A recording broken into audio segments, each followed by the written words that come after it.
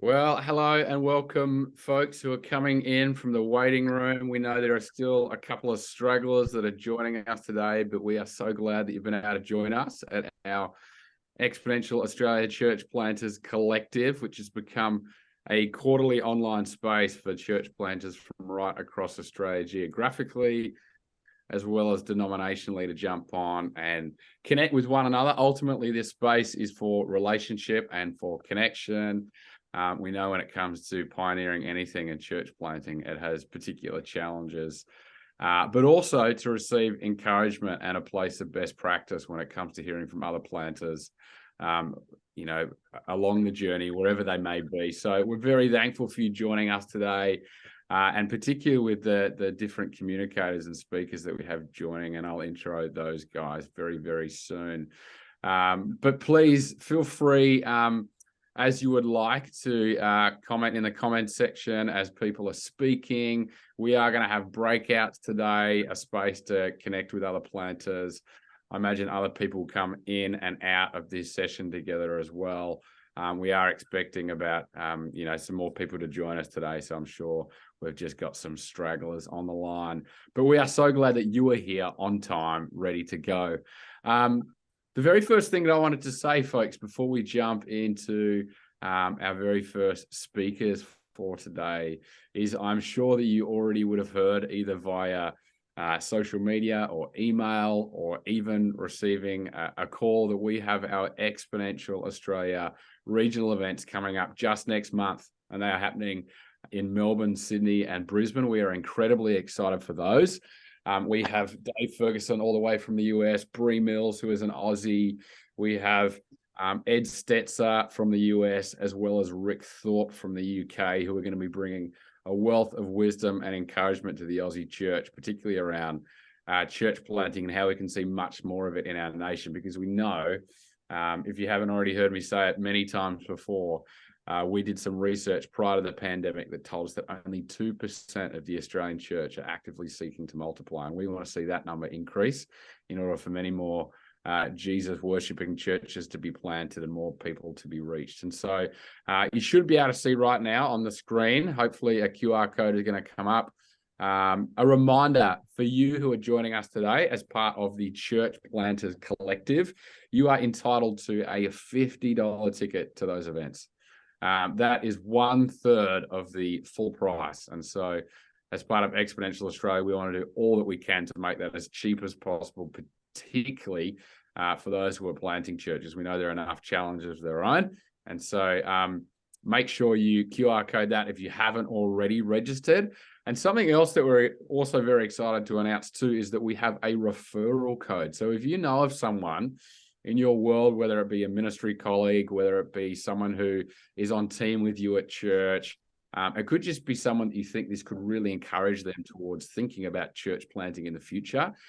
They are with that referral code, which is multiply23. I'm sure that Anne-Marie will also throw that in the chat section. You can send that on to somebody and they can get a discounted ticket themselves. Not as great a discount as we're giving you as part of the Church Planters Collective, but a discount nonetheless, because we would love to be able to share that far and wide.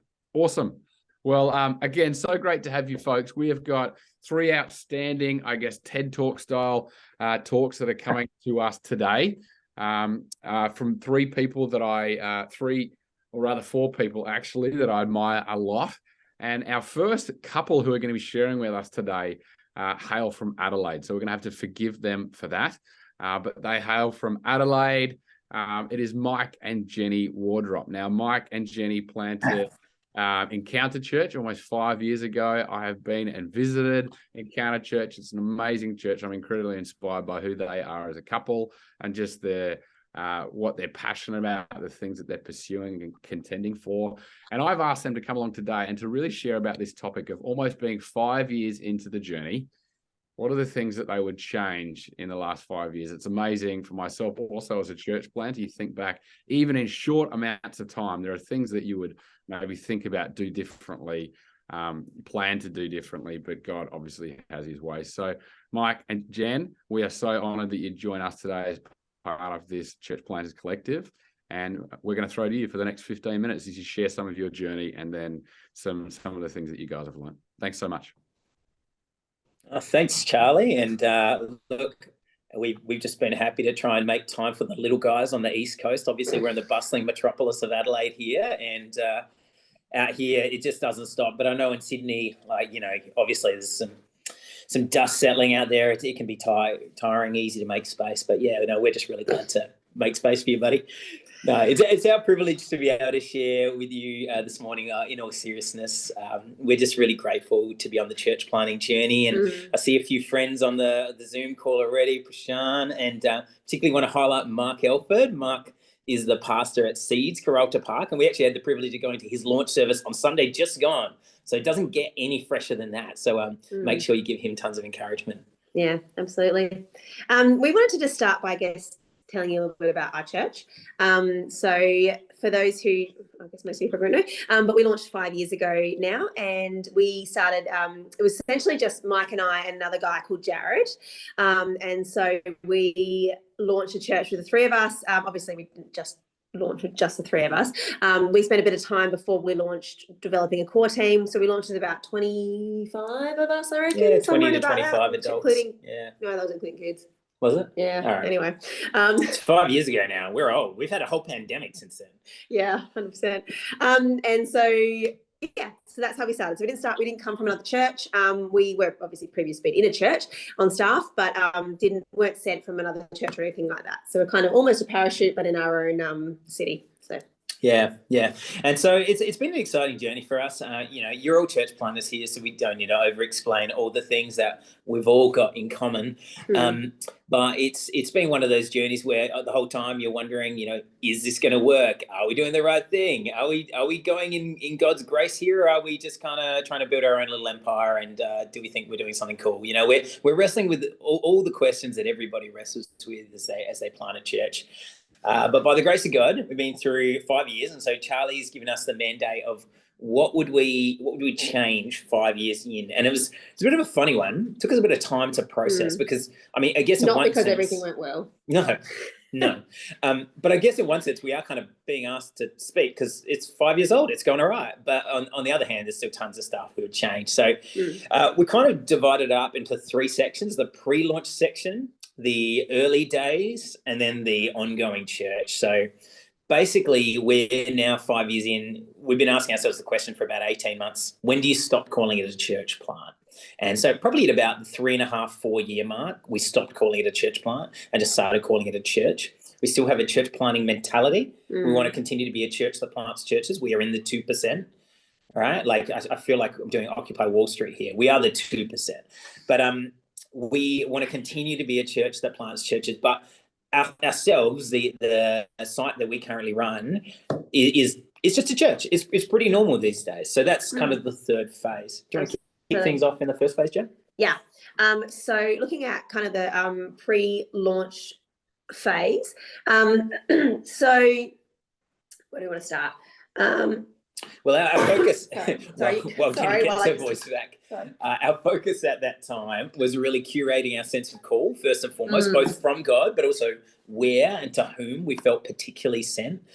So for us, we were really planted in this area called Prospect, which came out of nowhere, whole story in that and how we ended up there, and particularly getting a sense of call to young adults and young families in particular, with kind of youth as a secondary function of that, but we didn't really have any youth. So that was just something we wanted to keep focused on. Yeah, absolutely, especially having kids ourselves. And we had little to no staffing. So we had very, very small staff when we started. So I think we were 0.4 between us. Yeah.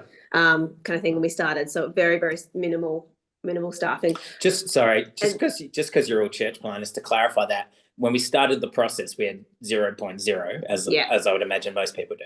But by the time we launched, which was about 15 months later, which was a little longer than we would have liked, we had 0.4 between us. Yeah. And so that meant we had a really high level of buy in with our volunteers. We had to, essentially. So, and they felt that we were volunteering as well. So that was good. But it meant we tried to develop a core team reasonably quickly because we needed that. And while that was good, one of the things we found that we probably let a bunch of people onto our core team that probably shouldn't have been on there. That maybe come a year and a half into the church would have been great as a volunteer, but not as a core team member. So we had pretty high standards, but I think as it went along and as we grew from the 15 probably through to 25 kind of thing, we had a few people on there that essentially didn't end up staying with us. So we took a really long time to launch. Like, well, that's one of the things we would change. We took too long to launch. So instead of, you know, a 6-month kind of period, which most people have, we had like 15 months. And people left. Some people left because of the time. We just took, but most. Yeah, they wouldn't have articulated that themselves, but the sense of momentum that was around the process to go from, okay, let's recruit you, inspire you, gather you around a vision and push on, to the time we launched, they were out. But I think the other part with that is, you know, every church planting network tells you the people you plant with won't necessarily be the people who go the distance.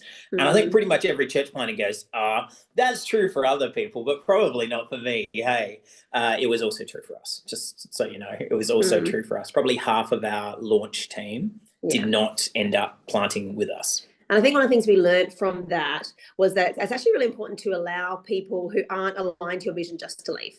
Just let them go. We always, because we're like, oh, we've got 25 people, we need to hold on to every single one of them, because that's, you know, if we like, you know, you lose 5 people, you've lost, I don't know, just fear. Mass. But I think one of the things we learned was actually it's really important just to let them go, because they will really take you off track from where you want to go. And as a church planter, you really need to have a vision and a goal in mind of where you're going. And so we probably next time wouldn't have tried to hold on to them quite as long, spend as much energy on trying to keep them, but rather spend more time on recruiting people who are more agree with our core values. Yeah, that's right. So as we were in that recruitment process, like Jen said, we had a very high bar, and we were interviewing people for the core team.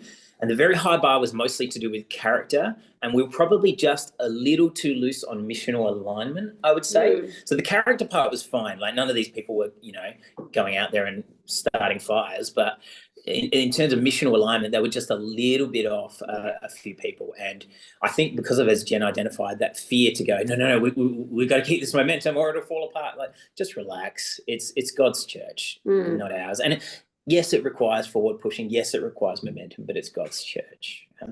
So as we got going, once we got up to about 15, we were pretty quickly putting people into small groups, because we wanted to be a church. We call them life groups, but, you know, you all call them some variant of that, micro church, connect group, whatever.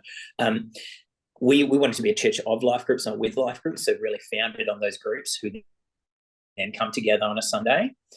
Now, that worked really well in the early days. We'll kind of get through to where we're at with that now.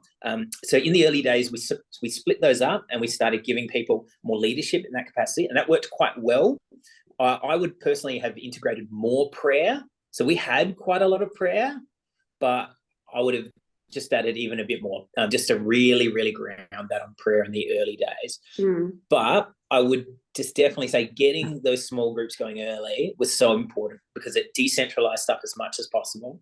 Everything, it's going to come from the church planter, right? It's very difficult not to, but it decentralized it as much as we could in that space, trained up those leaders well, and they were pretty close to us. And it meant that we were able not to rush towards the Sunday service, which was something we were quite eager not to rush towards. So we're very much not a micro church or anything like that. We have a Sunday service, but we didn't want to just go, let's get there quickly. We don't want to all be about Sundays. That's right. Especially not. That's right. Yeah. And I think one of the things that we had core values. So we had Jesus, people, generous and real, which are our 4 core values, which everybody knows in our church. It's great. But we didn't have a sharp enough vision. Yeah. And that's something that we regret. So we would have rather had a sharper vision, more easily communicatable vision. But our core values were great and they were helpful, but I think that would have been more helpful to as new people came in, kind of thing. So totally, yeah. So we very specifically tried to be a values-driven church, not a vision-driven church. And when we were gathering that first dozen people, that worked okay. As we grew, it's been a struggle. We've needed to go, okay, we actually need to clarify where we're going for these people. Yeah. So you want to head into the next phase? So then, that's phase 1. We've only got like another 5 minutes now. Okay, Lauren, we really do. So Classic preacher. I So know, keep right? going. All right. So, honestly, we would if we could change one thing, it would be location. So we felt very cool to launch in Prospect, and then a location came up just outside of Prospect, and we just jumped on it because it was easy. It was another church in the Uniting Church. They were pretty gracious and kind to us and stuff like that, but it wasn't a good location. And if we had held off, probably, which I don't want to hold off launching kind of thing, but I wish we'd pushed harder to get a better location where we felt God calling us, because 4 weeks after launching, we found a fantastic location that we were in for like 2 years. Yes. Now, admittedly, the Royal Commission was part of the reason we weren't able to get where we wanted to go to. Building, yeah. So we'll just leave that one there. But we do really wish that we just worked a bit harder, really work in the area to try and find a better location. So, because people are trying to find your church as well. And if you're brand new, your social media stuff might be great, but it's still not. People are still trying to find it. So you want to be in the same place, if you can, because we had to move out of our location every 4 weeks or something and go somewhere else. Yeah. It was just it's church planning life, but if we could change it, we probably would. Yeah. We would have a clear discipleship pathway, a clearer discipleship pathway from the start if we were to do it again. And we would have had Alpha ready to go from launch. That's one thing I saw last week with Mark at Seeds Grow to Park. So Alpha ready to go. Like, yes, what a great idea. We did not have that ready to go. We had a very good integration process set up that we stole from the ARC Churches movement. ARC has a great booklet, by the way, that if you can get a hands on that, really helpful. We've probably got one. We can just probably pass it on. I don't know if we're allowed to do that, but we will. Just have it. So that was very helpful, even though we're not ourselves an ARC church, but the booklet was great. So we had good integration. We're always giving salvation opportunities on Sundays and high invitation culture. But the actual, where do we take these people and help them immediately grow? Alpha would have been perfect. And I think we're still struggling with that a little bit now because we didn't integrate it at the very beginning. Yeah. So I don't think it's a normal thing for our people to go, a new Christian, I'll get around them and bring them to Alpha. So that's something new that, we've been doing it. We've been doing Alpha, but I just think because we didn't start with that, that's affected us as a church. Yeah. Absolutely. I think one of the big things for me was I would, and this is going to sound really simple, I know you all know this, but I put a lot more trust in God. Like I spent the first year and a half holding my breath that this was going to work. I don't think I breathed. And then I reckon Easter, or maybe a year in, I actually breathed, maybe this is going to work. And I think that stress rubs off onto your whole team. So just finding a way to really make sure that you remember that it's actually not you that grows your church, it's God. And that was just my struggle personally. And when I learned to just go, okay, God, it's yours, whatever. If it fails, it fails. It's okay. I'm doing what you call me to do. It was just a better vibe everywhere. Yeah. I think that's a good point. Just releasing. Sorry, I know we're talking a million miles an hour, guys. It's just Charlie's given us so few minutes to impart so much wisdom. But 3 minutes. We really wish we'd just spend a bit more time to constantly go, God, this is your church, and whether the momentum's there, whether it gets where it needs to, it's all good. So just removing that fear from your vocabulary. And probably that the one other thing in the early church plant days I wish we'd done is just continuing to be relentless on evangelism, not just on invitation.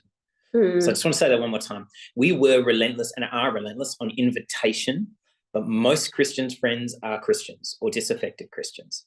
That's okay. The de-church people, that's fine. I've got a lot of de-church people encountered, but I wish we had just flipped it and overemphasized that evangelism. And so, like Jen said, the Alpha and evangelism stuff, we've now been, I would say, pushing that for 2 to 3 years, and it's just been a bit more uphill than it would have been if we'd started the way we wanted to finish. You want to try and start the way you want to finish if you can. Yeah. And then moving on to I guess now and how things, that's something that has affected us. But we started pastoral care through our life group. So our life group leaders were our pastoral care, which was great. But then life groups after COVID stopped working. They just did. We've actually just scrapped them. People just didn't want to meet in the same way anymore. Yeah. And so also what that meant was our pastoral care fell through because that was not working. So I would probably just integrate pastoral care a little bit differently than what we did if we had it from the very beginning again. It wasn't that I wouldn't use them, but I would probably use my eldership and leadership, core leadership more in pastoral care than we probably did. Yeah. Yeah. I mean, I think with that, we wouldn't have had a global pandemic. That would be one thing we could change if we could. That was great. We were talking about this morning. Had a bit of debate between us and our creative pastor, who was also the first person on the team. But we think with going online, we would have either kind of gone harder, like made it, tracking cam and really gone for it with investment. With the iPad like that, or just one single steady cam at the back, and that's it. And I think if we really go back to it, we probably would have done that, because simplicity, especially when church plants, people appreciate that. I think more than they appreciate that. And actually, they come to a church plant, maybe a small establishing church, it's because they want that realness that a church plant brings. And so I think that was really, something we would have changed. And I think the last thing, because we're going to finish up, is that we would have done less pleasing of Christians. Yes. To be honest, and more. That's in this phase right now. Oh, this phase, and also even when we started, like less pleasing of the people on team that like going, okay, how are we actually, are we trying to make a church that non-Christians really want to be in, or are we trying to please Christians because we don't want to lose them because we're scared about the size of our church? And I don't think anybody gets into pastoral ministry going, oh, gee, I hope I can take existing Christians and just make sure they're comfortable. But it just drifts there over time if you can't be relentless on the evangelism edge, relentless about where your cultural values are and your core values, relentless on your boundaries, mission, vision, values, culture, strategy. And it's when those things start getting bridged by disaffected Christians that, again, you kind of got to go, or we've found in more recent times in particular, it's like, okay, well, if you want in, this is what in looks like. If you don't, there's the door. We wish you all the best. God bless you on your way. With all the niceness that we can with that, that's what we would do. So I think that's probably it. And the other thing, I guess, just in general, is for us, there's always been a tension between our Sundays, our midweek groups, and planting again, and where our level of investment goes. And there's this constant juggle as we look to raise up leaders. We thought we were going to plant in late 2021, and then both the location and the leaders fell through in the end. So it was all a juggle and all attention, but the Lord's in it. He's leading it, and we're really thankful for where he's led us over the past year. 5 years, sorry. Yeah. Lovely. Mike and Jen, you're an absolute gem. Thank you so much for all the different things that you've shared today. There's so many gold nuggets in what you've shared. And I'm sure as I look across the different screens, if we can give a little round of applause, just thank them for their time. That was awesome. Really appreciate your honesty, your candor, and also I've seen the chat section blow up, so really appreciate some of the nuggets that you guys have had to share. What we're going to do now is we're going to go into our breakout rooms, and so particularly off the back of what Mike and Jen have just shared, there's going to be some questions dropped in the chat section, and so if you need some kind of fodder for conversation, you're going to get put in a group with maybe someone you haven't met before. Maybe you have met them on previous Church Planters collectives. Really just an opportunity to introduce yourself, share where you're from, and then begin to kind of process and talk about some of the things that Mike and Jen had to share. The thing I love about this space is you may agree with everything Mike and Jen shared. You may disagree with it. This is just a space where we can really wrestle it through as fellow church planters. And so we're going to reconvene in about 8 minutes' time, and we'll see you then. Okay, welcome back, everybody. I hope you had a great opportunity to connect with the group that you had been put in, whether it was an opportunity to reconnect with previous faces you've seen on these calls or to meet new people. And again, just want to thank Mike and Jenny for sharing with us today. And if you don't already have your microphone on mute, you can chuck that on mute. We are looking forward to our next speaker. Our next speaker has wonderful experience in church planting and has an incredible history of doing it himself, as well as being involved on a variety of different levels with church planting groups. We are joined today by Phil Qua. Phil is going to be sharing today on the topic of from macro to micro. Phil's involvement currently is with Churches of Christ in Victoria and Tasmania. He's also a board member of Exponential Australia, and has had a lot of involvement with the likes of Saddleback in the US and connections with their small group networks. And particularly in Australia at this time, there is a great resurgence of micro churches happening in our nation. Phil is very involved with Micro Churches Australia. I think that's due to a variety of different factors. And of course, at Exponential Australia, we are passionate about championing every form and model of church planting, of which micro churches are very much part of that. And so we have asked Phil to share today on this topic of from macro to micro in his experiences in leading in a large church, and also his renewed passion for the micro church. So Phil, thanks so much for being with us today. Really appreciate what you're about to share. Hey, thanks, Charlie, to everyone. Yeah, so how many Victorians are here today? Yeah, quite a few. Yeah, good. And Tasmanians? Okay, God, we pray for Tasmania. And hey, when we talk about macro to micro, let me put it out first that I'm not here to pitch, big church as bad and small churches are good, because come big. I love big. I like big because it reaches the whole nation. I like big because it tells us that we are achieving what God wants us to do here, right? So numbers are important. Size is important. But I think if I could just qualify that, big meaning a style of church that we run or minister in, which is more program, event-based type churches, to a disciple-making type of organization, right?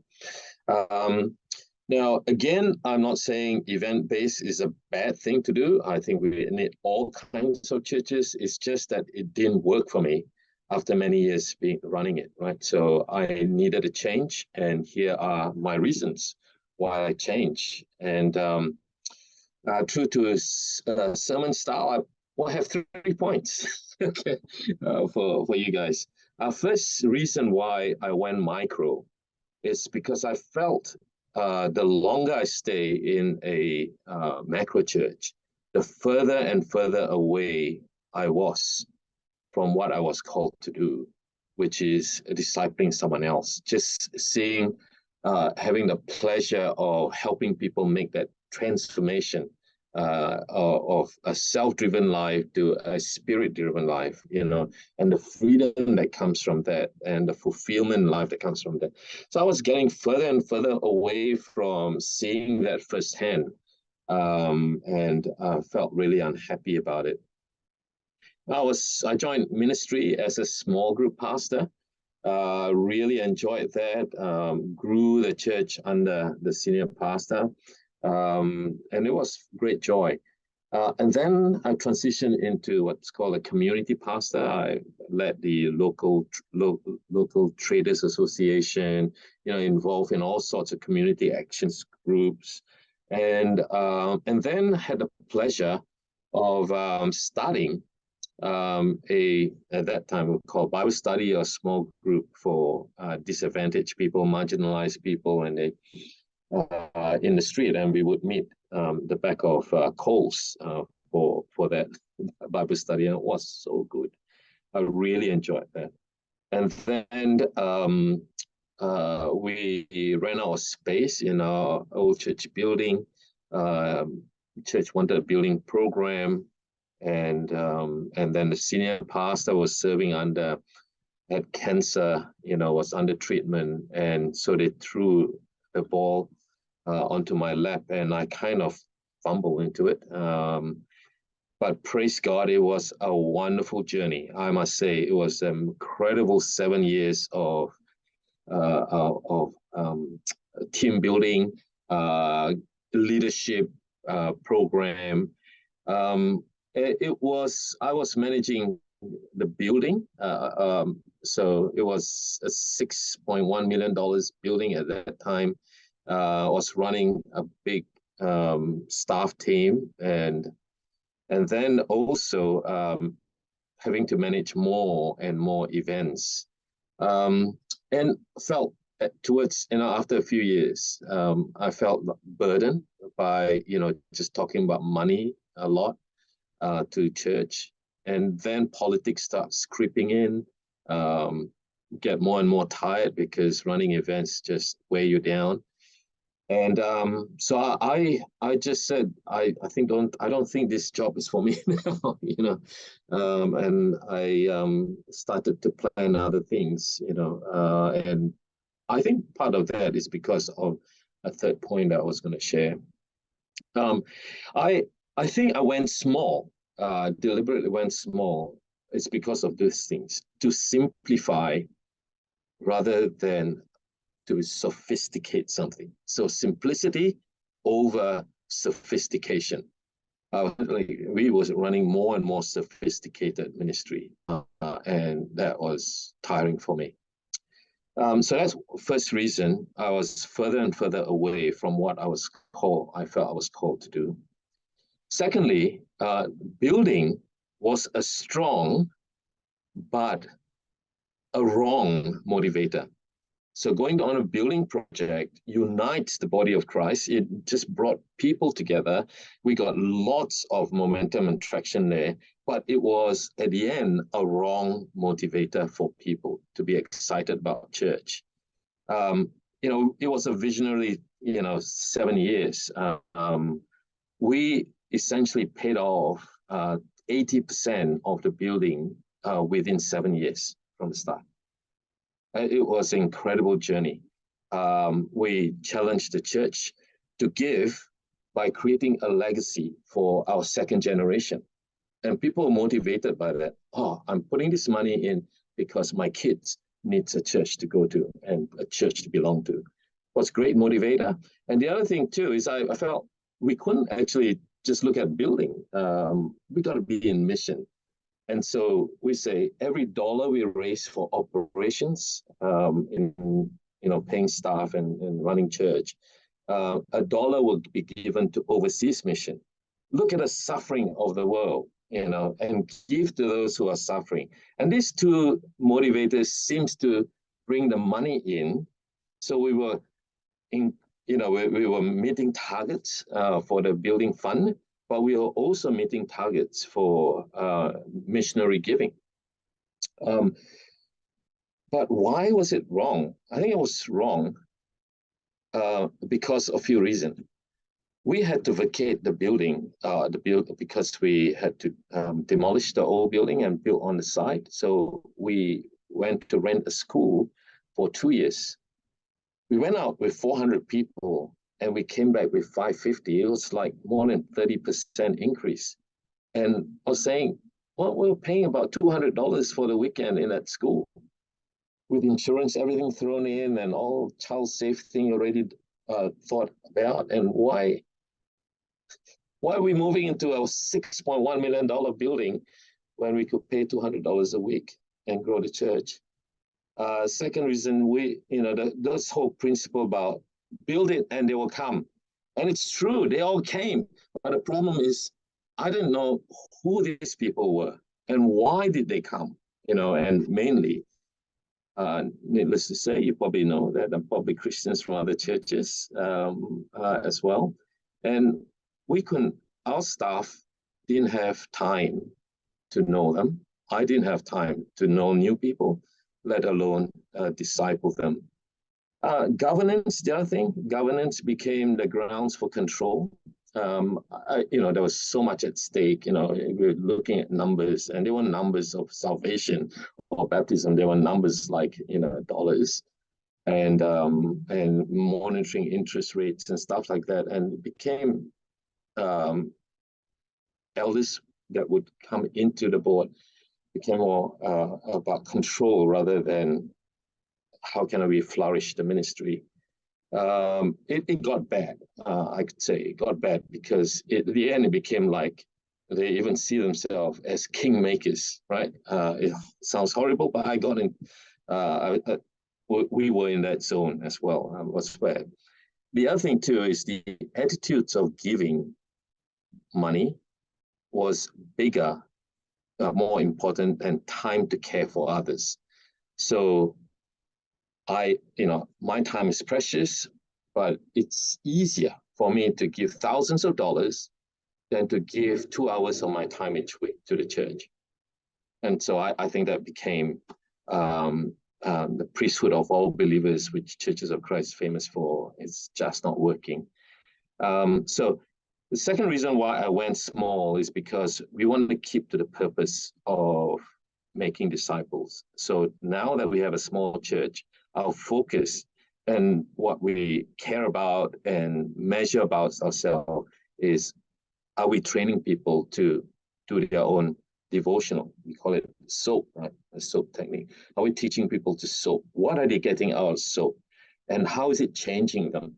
So we are counting stories versus counting number of people who comes each weekend or whatever time. Are they in disciple-making relationships in the 2s and 3s that that spend time to build each other up? We spend time coaching and training, and we measure how much traction we are making that in different people's life. Very quickly, point number 3.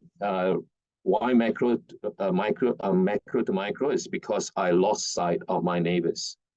So it was this Christmas after we've moved into the new building.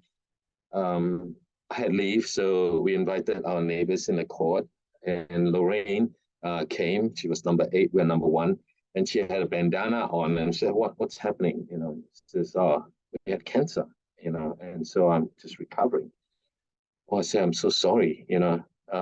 And in my head is, you know, I pray, I visit people in our church who are suffering from cancer, recovering from cancer.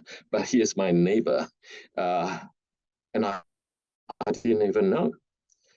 And I was standing up. She asked, "When did you move into this court, Phil?" I said, 1996 in May. And she says, "Oh, funny. That's funny because we moved in May 1996 as well." And then she says, "I often see you, you know, mowing the lawn or, you know, driving out." And I said, "We must stop to say hi to our neighbors." And 20 years have gone past, and I've not done so. I am very sorry, Phil, for being a bad neighbor. And it was as sharp as a spear that went through my heart, because I say, oh my God, she doesn't have a command like I do that I live to, you know, that I'm to love my God and then to love my neighbors as I love myself. And I have not lived that command. It was such a painful realization. I said, it's so wrong that I would go 20 miles away or 20 kilometers away to do church and not know my neighbors, right? And of course, you know, neighbors extend. So, you know, I used to justify that neighbors can be anybody in the world, and I'm giving thousands of dollars to the people in India. They are my neighbors. Yeah, that's true. That's true too. But really, you know, neighbors, I think when Jesus gave that command, it is to those living next door to us. Okay, and I also felt like I lost the mojo for community work. You know, remember the Bible study group that I had behind Coles? And in that ministry, it grew. But that ministry grew because I supervised a community pastor. I lost the very thing that gave me life in ministry. So the third thing I want to say, I went small because I need to feel and remain spiritually alive to the call that I've been called to. So there are 3 reasons why I went small: because of I need to simplify to multiply, 2, to keep to the purpose of making disciples, and 3, to remain spiritually alive myself. So good, Phil. We so appreciate that sharing, and particularly those comments you made about your neighbor and the reminder to each and every one of us that is really the great commission that is at hand to make disciples.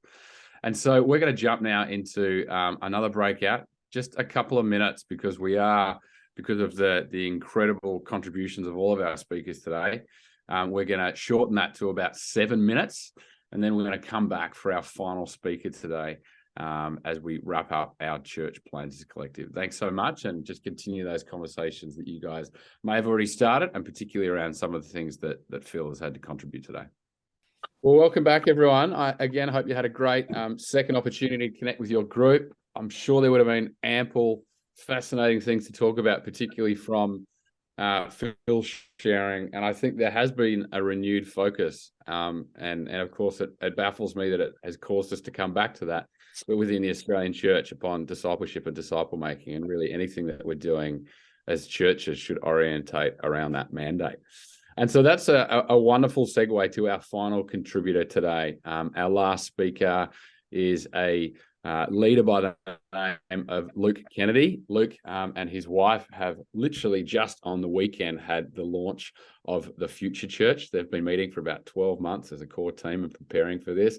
But Luke has also had a fascinating background in planting churches in Japan, which many of you may know is one of the more secular nations on earth at the moment. And so part of my heart in wanting to invite Luke along to share is both literally having launched on Sunday and celebrating that, the birth of a new church and all that has led up to that, hence the imminent launch title, but also what Luke has been able to bring from his experiences cross-culturally and some of the lessons that he learned, and in attempting to adapt that to an Australian context. And so, Luke, we're so glad you've been able to join us today. Thanks so much for taking the time, particularly by the looks of things, as part of a busy schedule today. So really appreciate you being here. Yeah, thanks for having me, Charlie, and the team, and just appreciate everyone taking the time.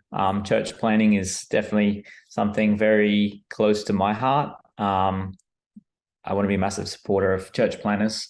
I know it's not easy, but definitely some of the greatest work that we can throw our lives at. So, I became a Christian when I was about 14 years old, from a not Christian kind of background.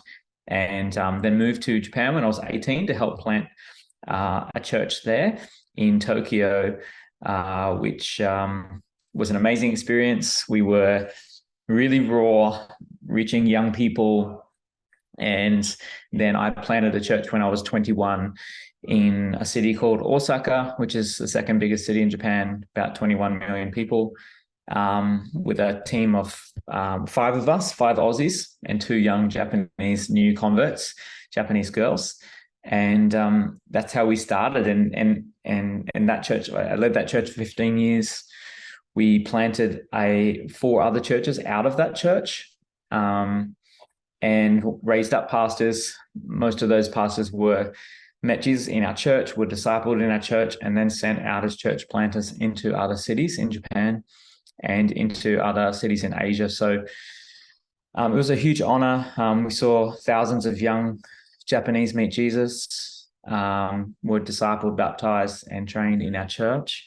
And just a huge honor to be a part of the Japan story in a nation that's never really heard of Jesus in the last 500 years. So I guess through that process, one of the big things that we had to really, not by choice, we just had to think differently, was we had to share the gospel to people who'd never heard of a gospel or a Jesus before.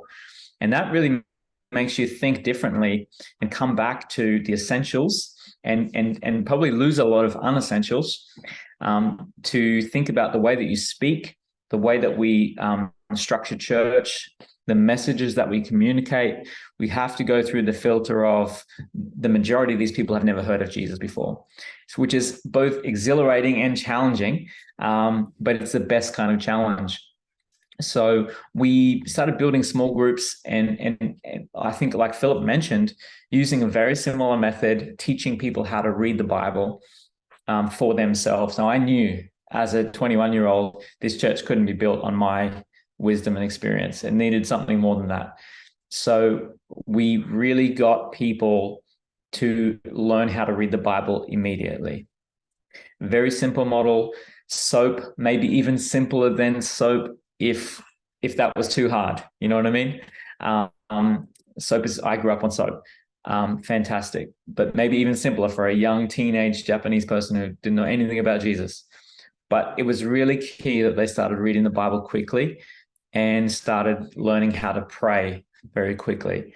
Another cultural issue for us was around forgiveness. So we talked a lot about these three things for those whole 15 years, never graduated, just kept on focusing on these three things. You can read the Bible so you can understand God's nature, understand our Christian history and heritage, understand the life of Jesus and how to apply that to yourself. Prayer, how to communicate with God, how to hear the voice of God, a huge focus. And then issues around forgiveness.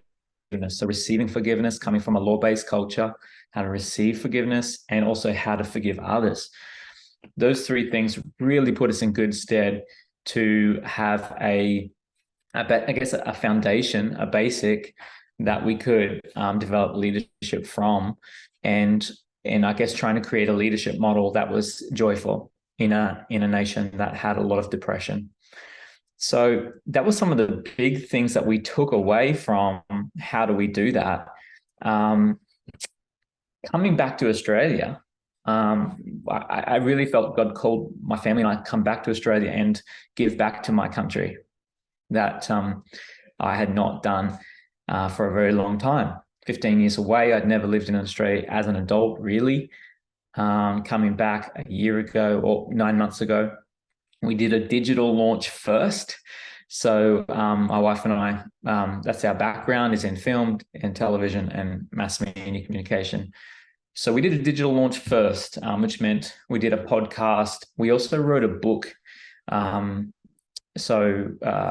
pastor who was one of the guys that we sent out came with us with these families. So together we wrote a book about some of the foundations of what we were trying to create for Future Church, which is the name of our church in Brisbane.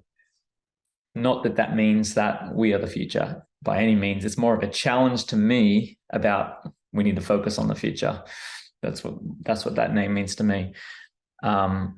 So we wrote a book about it, and that's been a huge blessing. It was one of the things that helped me clarify a lot about what kind of church do we really want to build, getting back to a lot of those basics and putting it in paper. So we were able to give that to every person who walked through the door at launch, every team member. It helped me clarify. It took me about 4 months to write that book, but it was just so worthwhile doing that to be able to really clarify. So we did the digital launch first. We were doing small groups online, as well as a podcast for around the content of the book for others to listen in on and sort of get a feeling for what we're trying to do with me and Tim, the other pastor who came with me. So that was really good. We got our wives involved in that, a lot of storytelling, just a lot of trying to create a culture. You can still see that on our YouTube page at Future Church. So coming back into Australia, I noticed many of the things that we did in Japan were really applicable to Australia as well. I noticed that most people didn't read the Bible. That was really surprising to me. Most Christians I talked to did not read the Bible, like even at all, had not read the Bible. Or if they did, it was very sporadic. And most people were reading devotionals instead of the Bible, which was surprising to me a little bit because they still wanted someone else's, they still wanted a third-party Bible. They didn't want direct them and God, which was surprising. So we came back in and realized that really quickly that we need to teach people to read the Bible. So we started doing that in small groups in pre-launch for the last 9 months, teaching people how to read the Bible for themselves, and then building small groups around sharing how to read the Bible, sharing what they receive from the Bible as a basis for, I think similar to, if I caught it right, similar to what Philip was saying, very reading the Bible and then sharing what God is saying to us through the Bible as a foundation. Missions, I feel like missions went way off the boil, especially during the pandemic. People wanted to focus on local. And what I started saying to our church is every problem in the world is local. The difference is their local has no ability to change it. Our local has so much ability to affect their local. So we will be a missions church. So I think we launched before launch day, even we had 4 missions projects we'd given thousands of dollars into as a church, just reframing what missions meant a little bit through my experience in Japan. So doing basics well, again, same issues, forgiveness, big issue here. Some of the pastorally, just huge issues that I've been facing is a lot around forgiveness. So it was a really interesting, a lot of the same teaching was coming up again. One of the things that I just wanted to mention, just 2 things really quickly before I finish, is one of them is, I think, one of the things that really helped us to start strong, which we just launched on Sunday, and it was really a wonderful day. A lot of people came, but more than that, just the beautiful people, just excellent, just so happy with love, looking out and just thinking, I'm so glad every one of these people are here. Not every pastor could say that. We sometimes wish that one wasn't here. I know that feeling too. But really loving the people. And 2 things I think really helped us was, one is doing digital well and understanding the role of digital in church. My personal kind of philosophy around that is digital has strengths and we should stay in those strengths, and analog has strengths, as in face-to-face has strengths, and we should keep them in those strengths. So we've actually made like Sunday gatherings fairly analog. Like, I come from a film background and there's no media except for the lyrics on the screen. That's just the way we've gone. It's gone very much personal interaction. We haven't even started recording messages or anything yet, because I wanted to speak to the room, and I'm doing other content which is made for digital in the digital space. We're doing podcasts for digital. We're doing a lot of social different things for digital. So we're keeping digital kind of in its lane. And to me, digital is always subservient to community. It's always subservient. Digital must lead to real community. Otherwise, to me, it's not an end to itself. That's the way that I personally see it. And we've been able to do that. We've been able to get a lot of people involved in real small groups, in real community through digital. And that's been a great practice. We don't have time to get into all of that, but that's something that we've focused on. And then the other thing I think has really helped us is, through writing that book, we really got clear about what are we trying to do as a church, and to be able to present that, spend time learning how to communicate Jesus and what we're trying to do as a church. That was like time well spent, I feel like, as I look back now. So there's certain things that we say a lot that are kind of written in the building. I'm not a big write our values on the wall kind of guy. That's not my style. I want to do it a little bit more artistically than that. But we started writing things like on the doorway when you walk into church, it just says, "Here I am," which is a message that we preach a lot about surrender to God. But that kind of becomes like part of what we're trying to do as a church. It's just one line. If you understand what it means, you know what it means. And it's easy to explain. But we talk a lot about freely receive, freely give. We just call it freely. Freely receive, freely give. That's the motto of our serving teams. We receive a lot and we give a lot. That's kind of that grace in, grace out. That's our serving team kind of vibe. And that's, you'll see it everywhere around. And then there's one, making Jesus' ways our ways. It's kind of the motto of like our small groups. In small groups, we make Jesus' ways our ways. And these kind of like small little things kind of capture concepts that you can say a lot, and you can add them and drop them, and it just communicates so much. So I spent just a fair bit of time thinking through that. You could, like, if you were cynical, you could call it branding, but it's more about just like communicating well. summarizing well about what we're trying to do. So I think there's probably just two things I just wanted to touch on quickly is what are you actually trying to do as a church, and have you taken the time to communicate it from the very beginning? Because people can like latch onto it. It's like oh, I get that, I can go with that. And then digital, like what is the role of digital in your church? Is it just like throw a video up the back, mismatch, or do you have an actual plan for digital? Is it actually helping you to build real community, and how can you do that? It's probably two questions that I think were helpful and maybe something to think through. So good. Look, there's some absolute gems in there, my friend. Really appreciate you taking the time, particularly so fresh off your launch on Sunday.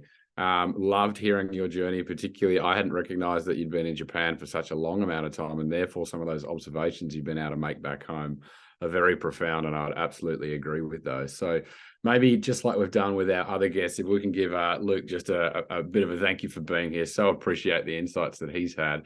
And that actually does conclude our time today on the Church Planters Collective on behalf of Exponential Australia. As we wrap up, and I'm going to pray for us in just a moment because we are wanting to always make sure we finish on time. Two quick things I'd love to bring our attention to. Firstly, our next Church Planters Gathering is set for the 1st of June. If you're someone who loves to put these dates in your diary, you can go ahead and do that, the 1st of June. And we are looking to have a special guest on that Church Planters Collective. I won't yet announce who that is because that hasn't been absolutely confirmed yet. But June 1, if you want to throw that in your calendar, we would love to have you then. And of course, you will receive registration information as we get closer to that. And lastly, as has already been said at the start of our gathering, we have our regional events coming up just in 4 or 5 weeks. And no, it's not Jess Burke, by the way, at Wardrops. Thank you for that comment, but I appreciate that. We have our regional events coming up next month, and we would just want all of you to just be reminded about the fact that we are wanting to give you ultra cheap discounted tickets for that, because the whole purpose of these events is church planting, and you guys are on the front line. You're doing it. You are in many ways, the heroes of the Australian church. Of course, we want to champion all sorts of ministry and multiplication, but as we have Ed Stetzer and Rick Thorpe and Bree Mills and Dave Ferguson, global guests coming to join us in Sydney, Melbourne, and Brisbane. They are intentionally ecumenical, being held at Crossway Baptist, Wesley Mission in Sydney, and also at Hope Centre in Brisbane. So we would want to both share that again with you and make sure that you're sharing that with your teams, any colleagues. And what I'm really saying to people is our hope and prayer for these events is almost like a giant rock is being dropped in the lake of the Australian church that may just have ripple effects that cause us right across the church to think about planting more churches, to reach those who are away from God. And I love that all through today's guests, each and every one of our guests shared around the importance of coming back to discipleship and making disciples. And that is our heart. And so, Lord, as we finish this time together today, we thank you for the guests who have shared with us. We thank you that for every single church planter who is represented here today, that represents many more churches, many more followers of Jesus. And we know that the potential to plant more churches and to reach more people is vast, even in this group, as well as those who could not be with us here today.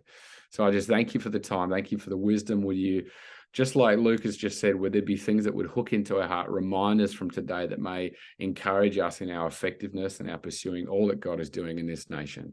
In Jesus' name we pray. Amen. Wonderful. Well, folks, thanks so much for joining us. Have a great day, and we look forward to seeing you next time.